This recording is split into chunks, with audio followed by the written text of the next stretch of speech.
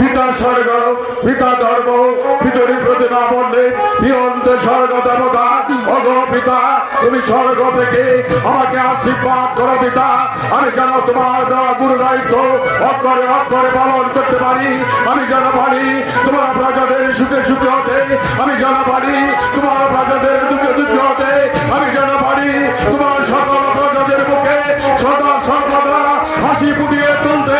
নমস্তে পিতা, এই কে আছিস? প্রাণীকে পাঠিয়ে দে।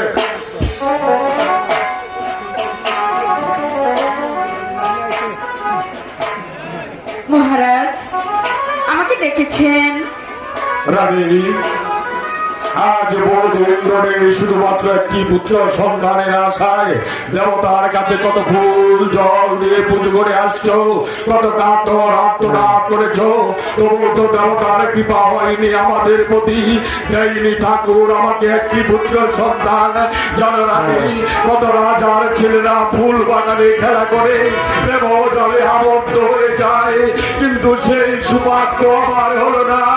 আমি পুত্রহীন, আমি ভাগ্যহীন, বাগান আমার শূন্য, এ জীবন যন্ত্রণাতে আমি আর সইতে পারছি না রানী। মহারাজ, এটা সবই ঠাকুরের ইচ্ছা। মিছে অনুতাপ করে আমাদের তো কোনো লাভ হবে না মহারাজ।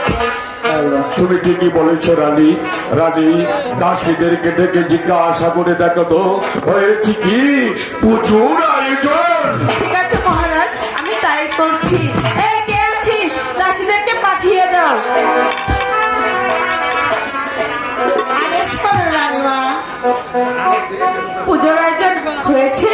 হয়েছে রানীমা। ঠিক আছে, তোমরা বসো।